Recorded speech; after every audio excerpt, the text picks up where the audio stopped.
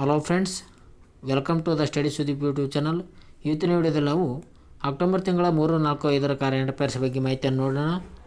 ನಮ್ಮ ಮೊದಲನೇ ಪ್ರಶ್ನೆ, ಇಸ್ರೇಲ್ನ ರಾಜಧಾನಿ ಯಾವುದಂತ ಪ್ರಶ್ನೆಯನ್ನು ಕೇಳಲಾಗಿದೆ. ಇಸ್ರೇಲ್ನ ರಾಜಧಾನಿ, ಇದಕ್ಕೆ ಸರಿಯಾದ ಉತ್ತರ ಆಪ್ಷನ್ ಸಿ, ಜೆರುಸಲೆಮ್. ಜೆರುಸಲೆಮ್ ಎಂಬುದು ಇಸ್ರೇಲ್ ದೇಶದ ರಾಜಧಾನಿ ಇದೆ.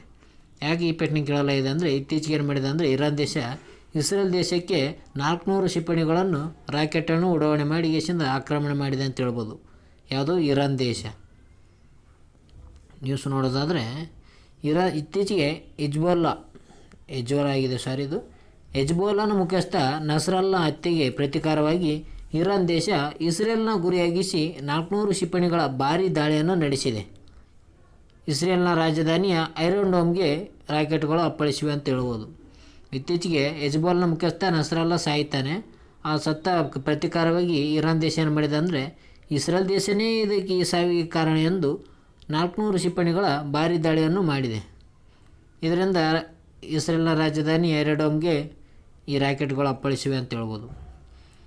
ಈ ಇಸ್ರೇಲ್ ದೇಶದಲ್ಲಿ ಕೂಡಲೇ ಸೈರನ್ ಮೊಳಗಿದ ಕಾರಣದಿಂದ ಇಸ್ರೇಲಿಗರು ಬಂಕರ್ಗಳಲ್ಲಿ ಆಶ್ರಯವನ್ನು ಪಡೆದಿದ್ದಾರೆ.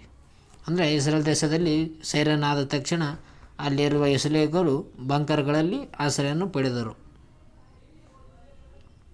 ಹಾಗಾದರೆ ಇಸ್ರೇಲ್ ನೋಡೋಣ ಎಲ್ಲಿದೆ ಅಂತ ನೋಡಿ. ಇಸ್ರೇಲ್ ಇದೆ.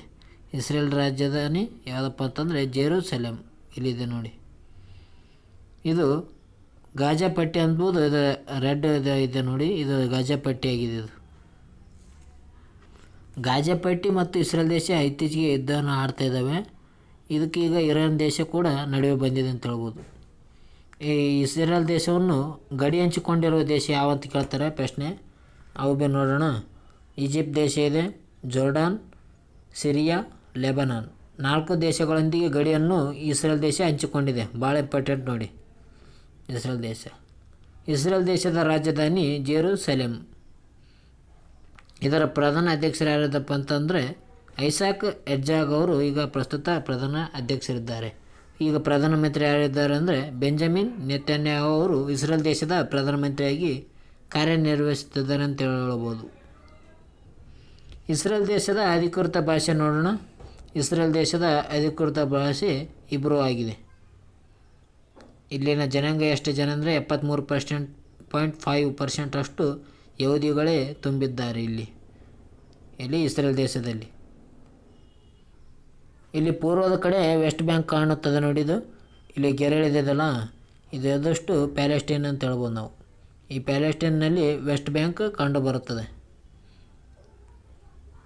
ಇಸ್ರೇಲ್ನಾಗ ಭೂಗಡಿಯನ್ನು ಹಂಚಿಕೊಂಡಿರುವ ರಾಷ್ಟ್ರಗಳು ಯಾವಂದರೆ ಲೆಬನಾನ್, ಸಿರಿಯಾ, ಜೋರ್ಡಾನ್, ಈಜಿಪ್ಟ್. ಈ 4 ದೇಶಗಳು ಈ ಇಸ್ರೇಲ್ ದೇಶದಾಗೆ ಗಡಿಯನ್ನು ಹಂಚಿಕೊಂಡಿವೆ ಅಂತ ಹೇಳ್ಬೋದು. ಇದಕ್ಕೆ ಸ್ವಾತಂತ್ರ್ಯ ಆಗಿದ್ದು 1948 ಮೇ 14ರಂದು ಇದಕ್ಕೆ ಸ್ವಾತಂತ್ರ್ಯ ಘೋಷಣೆ ಸಿಕ್ಕಿತ್ತು.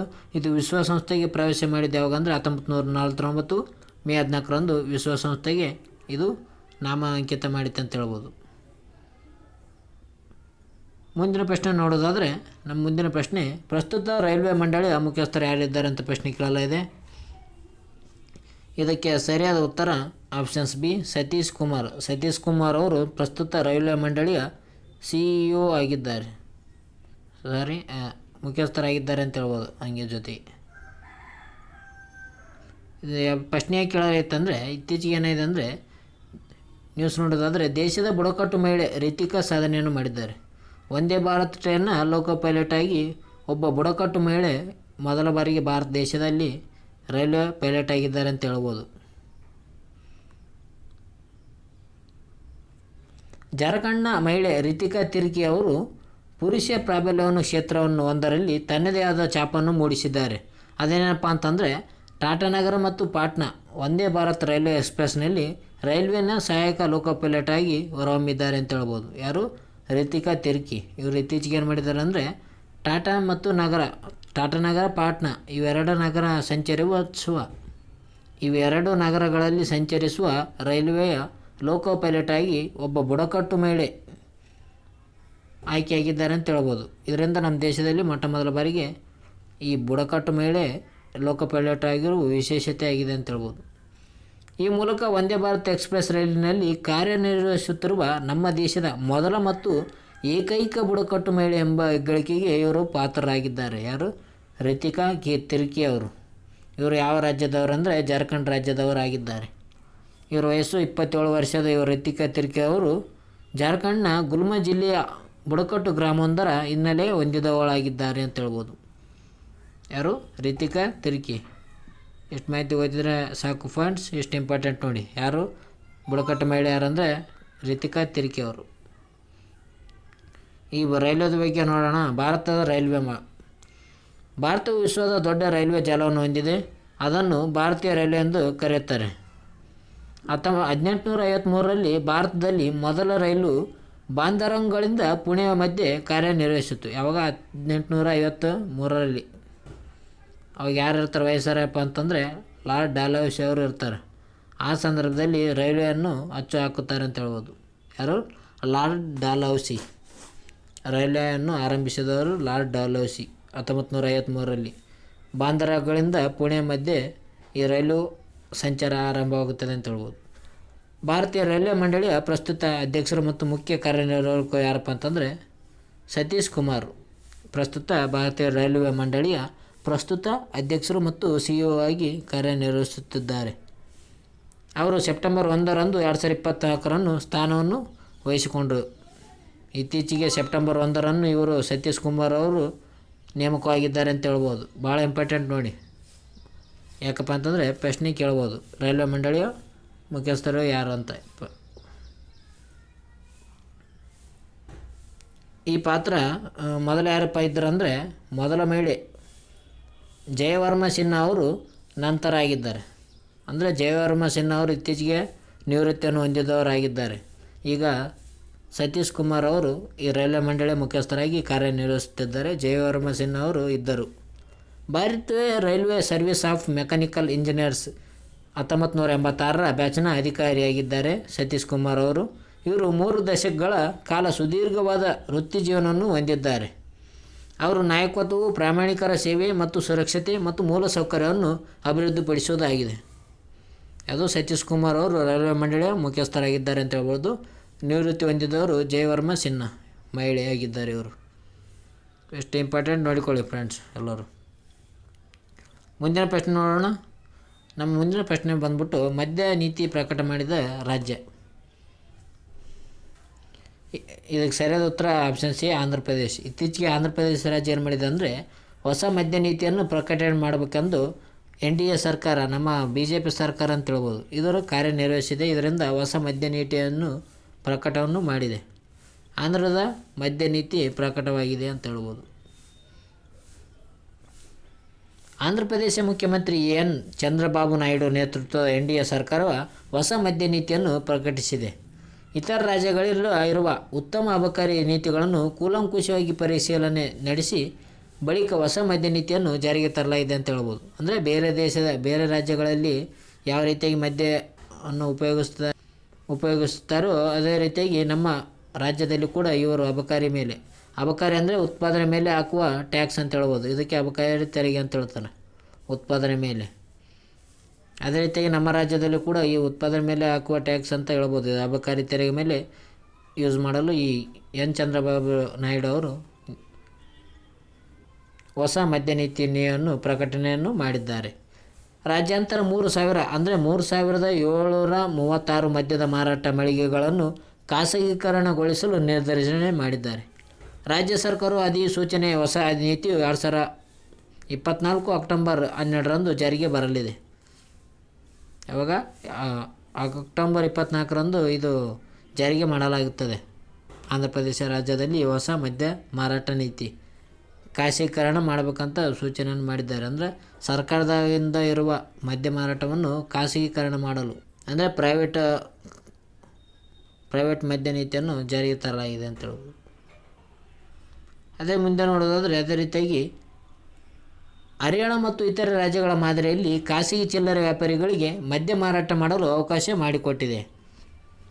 ಇದರಿಂದ 5,500 ಕೋಟಿ ಆದಾಯ ಗಳಿಸುವ ನಿರೀಕ್ಷೆಯನ್ನು ಹೊಂದಿದೆ ಅಂತ ಹೇಳ್ಬೋದು ನಮ್ಮ ಆಂಧ್ರ ಪ್ರದೇಶ ರಾಜ್ಯ. ಅದೇ ರೀತಿಯಾಗಿ ಮುಂದೆ ನೋಡೋದಾದರೆ ನಮ್ಮ ಮುಂದಿನ ಪ್ರಶ್ನೆ ವಾಯುಪಡೆಯ ಸ್ಥಾಪನೆಯಾದ ವರ್ಷ. ವಾಯುಪಡೆ ಸ್ಥಾಪನೆಯಾದ ವರ್ಷ ಪ್ರಶ್ನೆ ಕೇಳಿದ್ದಾರೆ. ಇದಕ್ಕೆ ಸರಿಯಾದ ಉತ್ತರ ಆಪ್ಷನ್ ಸಿ 1932. 1932 ಅಕ್ಟೋಬರ್ 12 ಅಂತ ಇರ್ಬೋದು. 1932 ಅಕ್ಟೋಬರ್ 8ರಂದು ಈ ವಾಯುಪಡೆ ಸ್ಥಾಪನೆಯಾಗಿದೆ. ಇದರ ಬಗ್ಗೆ ಮಾಹಿತಿ ನೋಡೋದಾದರೆ, air chief marshal A P. Singh ಅವರು ಭಾರತೀಯ ವಾಯುಪಡೆಯ ನೂತನ ಮುಖ್ಯಸ್ಥರಾಗಿ ಕೇಂದ್ರ ಕಚೇರಿಯ ವಾಯುಭವನದಲ್ಲಿ ಅಧಿಕಾರವನ್ನು ಸ್ವೀಕರಿಸಿದರು. ಇತ್ತೀಚೆಗೆ ಏನಂದರೆ ಏರ್ ಚೀಫ್ ಮಾರ್ಷಲ್ ಆಗಿ ಎ.ಪಿ. ಸಿಂಗ್ ಅವರನ್ನು ನೇಮಕ ಮಾಡಲಾಗಿದೆ. ವಿವೇಕ್ ರಾಮ್ ಚೌಧರಿ ಅವರು ನಿವೃತ್ತಿ ಹೊಂದಿದ ನಂತರ ಈ ಏರ್ ಚೀಫ್ ಮಾರ್ಷಲ್ಗೆ ಎ.ಪಿ. ಸಿಂಗ್ ಅವರನ್ನು ಭಾರತೀಯ ವಾಯುಪಡೆಯ ನೂತನ ಮುಖ್ಯಸ್ಥರಾಗಿದ್ದಾರೆ ಅಂತ ಹೇಳ್ಬೋದು. ಭಾಳ ಇಂಪಾರ್ಟೆಂಟ್ ನೋಡಿಕೊಳ್ಳಿ. ಎ.ಪಿ. ಸಿಂಗ್ ನೇಮಕಾದರ ಬಗ್ಗೆ ಪ್ರಶ್ನೆಯನ್ನು ಕೇಳಬಹುದು. 1984 ಡಿಸೆಂಬರ್ 21ರಂದು ವಾಯುಪಡೆಯ ಯುದ್ಧ ವಿಭಾಗಕ್ಕೆ ಸೇರ್ಪಡೆಗೊಂಡಿದ್ದ Singh National Defence Academy, Defence Service Staff College ಮತ್ತು ನ್ಯಾಷನಲ್ ಡಿಫೆನ್ಸ್ ಕಾಲೇಜಿನ ಹಳೆಯ ವಿದ್ಯಾರ್ಥಿಯಾಗಿದ್ದಾರೆ. ಈ ಎ.ಪಿ. ಸಿಂಗ್ ಅವರು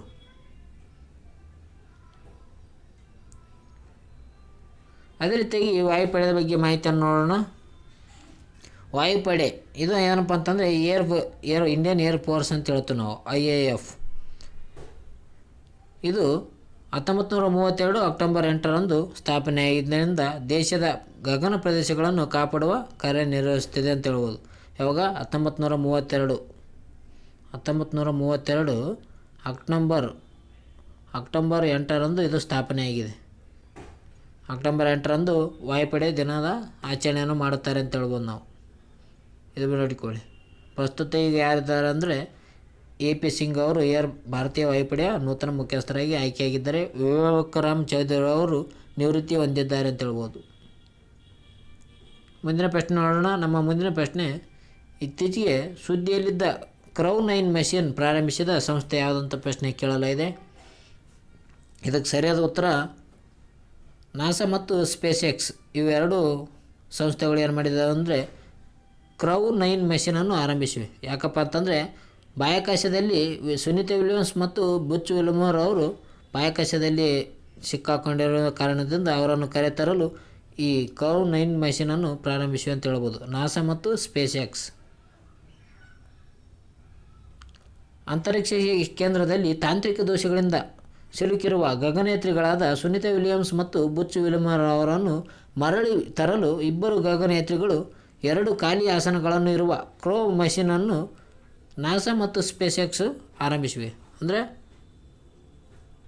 ಅಂದರೆ ಬಾಹ್ಯಾಕಾಶದಲ್ಲಿ ಈಗಾಗಲೇ ಸುನೀತಾ ವಿಲಿಯಮ್ಸ್ ಮತ್ತು ಬುಚ್ ವಿಲ್ಮರ್ ಅವರು ಸಿಗಬಿದ್ದಿದ್ದಾರೆ. ಅವರನ್ನು ನಮ್ಮ ಇಬ್ಬರು ಗಗನಯಾತ್ರಿಗಳು ಹೋಗಿಸಿಂದ ಕ್ರೌ 9 ಮಿಷನ್ ಮೂಲಕ ಅವರನ್ನು ತರಲು ಉದ್ದೇಶ ಮಾಡಿದ್ದಾರೆ. ನಾಸಾ ಮತ್ತು ಸ್ಪೇಸ್ ಎಕ್ಸ್ ಇದನ್ನು ಆರಂಭಿಸಿದೆ. ಈ ಕಾರ್ಯಾಚರಣೆ ಅಡಿ ಸ್ಪೇಸ್ ಎಕ್ಸ್ ಡ್ರ್ಯಾಗನ್ ನೌಕೆ ಅಂತಾರಾಷ್ಟ್ರೀಯ ಬಾಹ್ಯಾಕಾಶ ನಿಲ್ದಾಣದಲ್ಲಿ ಯಶಸ್ವಿಯಾಗಿ ತಲುಪಿದೆ. ಈಗಾಗಲೇ ಅಂತಾರಾಷ್ಟ್ರೀಯ ಬಾಹ್ಯಾಕಾಶ ನಿಲ್ದಾಣದಲ್ಲಿ ಡ್ರ್ಯಾಗನ್ ನೌಕೆ ಏನು ಮಾಡಿದೆ ಅಂದರೆ ತಲುಪಿದೆ. ಈಗ ಸುನೀತಾ ವಿಲಿಯಮ್ಸ್, ಬುಚ್ ವಿಲ್ಮರ್ ಅವರು ಫೆಬ್ರವರಿಯಲ್ಲಿ ಭಾರತಕ್ಕೆ ಇಳಿಯಲಿದ್ದಾರೆ. ಫ್ಲೋರಿಡಾದ ಕೇಪ್ ಕೆನವೆರಲ್ ಬಾಹ್ಯಾಕಾಶ ನಿಲ್ದಾಣದಲ್ಲಿ ಯಶಸ್ವಿಯಾಗಿ ಉಡಾವಣೆ ಮಾಡಲಾಗಿದೆ. ಎಲ್ಲಿ? ಫ್ಲೋರಿಡಾದಲ್ಲಿ ಕೇಪ್ ಕೆನವೆರಲ್ದಲ್ಲಿ. ಈ ನೌಕೆಯಲ್ಲಿ ನಾಸಾ ಗಗನಯಾತ್ರಿ ನಿಕ್ ಹೇಗ್ ಮತ್ತು ರಷ್ಯಾದ ಗಗನಯಾತ್ರಿ ಅಲೆಕ್ಸಾಂಡರ್ ಬೋಗೊನ್ ಅವರು ಅಂತಾರಾಷ್ಟ್ರೀಯ ಬಾಹ್ಯಾಕಾಶ ನಿಲ್ದಾಣವನ್ನು ಸುರಕ್ಷಿತವಾಗಿ ಸೇರಿದ್ದಾರೆ. ಎಷ್ಟು ಜನ ಹೋಗಿದ್ದಾರೆ ಅಂದರೆ ಒಟ್ಟು ಇಬ್ಬರು ರಾಕೆಟ್ನಲ್ಲಿ ಹೋಗಿದ್ದಾರೆ. 2 ಖಾಲಿ ಚೇರ್ಗಳನ್ನು ಇರುವ ರಾಕೆಟ್ನಲ್ಲಿ ಇಟ್ಕೊಂಡು ಹೋಗಿದ್ದಾರೆ ಸೀಟು. ಹಿಂದೆ ಸುನೀತಾ ವಿಲಿಯಮ್ಸ್ ಮತ್ತು ಬುಚ್ ವಿಲ್ಮರ್ ಕೂತ್ಕೊಳ್ಳೋಕ್ಕೆ ಹಿಂದೆ ಕೂಡ ಆಸನವನ್ನು ರೆಡಿ ಮಾಡಿದ್ದಾರೆ. ಮುಂದೆ ಅವರಿಬ್ಬರು ಹೋಗಿದ್ದಾರೆ. ಯಾರ್ಯಾರು? ನಾಸಾ ಗಗನಯಾತ್ರಿ ನಿಕ್ ಹೇಗ್ ಮತ್ತು ರಷ್ಯಾ ಗಗನಯಾತ್ರಿ ಅಲೆಕ್ಸಾಂಡರ್ ಬೋಗೊನ್. ಇವರು ಸುಮಾರು 5-6 ತಿಂಗಳು ಅಂತರಿಕ್ಷದಲ್ಲಿ ಇರಲಿದ್ದು ಫೆಬ್ರವರಿಯಲ್ಲಿ ಸುನೀತಾ ವಿಲಿಯಮ್ಸ್ ಮತ್ತು ಬುಚ್ ವಿಲ್ಮರ್ ಅವರು ಆಸನದಲ್ಲಿ ಕೂರಿಸಿಕೊಂಡು ಭೂಮಿಗೆ ಮರಳಿದ್ದಾರೆ. ಎಲ್ಲಿ? ಅಂತರಿಕ್ಷದಲ್ಲಿ ಅವರನ್ನು ಕರೆತರಲಿದ್ದಾರೆ. ಫೆಬ್ರವರಿದಲ್ಲಿ 2025ಕ್ಕೆ ಸುನೀತಾ ವಿಲಿಯಮ್ಸ್ ಮತ್ತು ಬುಚ್ ವಿಲ್ಮರ್ ಅವರು ಭಾರತಕ್ಕೆ ದೇಶಕ್ಕೆ ಇಳಿಯಲಿದ್ದಾರೆ ಭೂಮಿ ಮೇಲೆ. ನಮ್ಮ ಮುಂದಿನ ಪ್ರಶ್ನೆ ನೋಡೋಣ. 2024ರ ಪ್ರತಿಷ್ಠಿತ ಶಾಸ್ತ್ರ ರಾಮಾನುಜನ್ ಪ್ರಶಸ್ತಿಯನ್ನು ಯಾರಿಗೆ ನೀಡಲಾಗಿದೆ ಅಂತ ಪ್ರಶ್ನೆ ಕೇಳಿದ್ದಾರೆ. ಅದಕ್ಕೆ ಸರಿಯಾದ ಉತ್ತರ ಆಪ್ಷನ್ಸ್ ಡಿ, ಅಲೆಕ್ಸಾಂಡರ್ ಡನ್ ಅವರಿಗೆ 2024ರ ರಾಮಾನುಜನ್ ಪ್ರಶಸ್ತಿಯನ್ನು ನೀಡಿ ಗೌರವಿಸಲಾಗಿದೆ. ನ್ಯೂಸ್ ನೋಡೋಣ.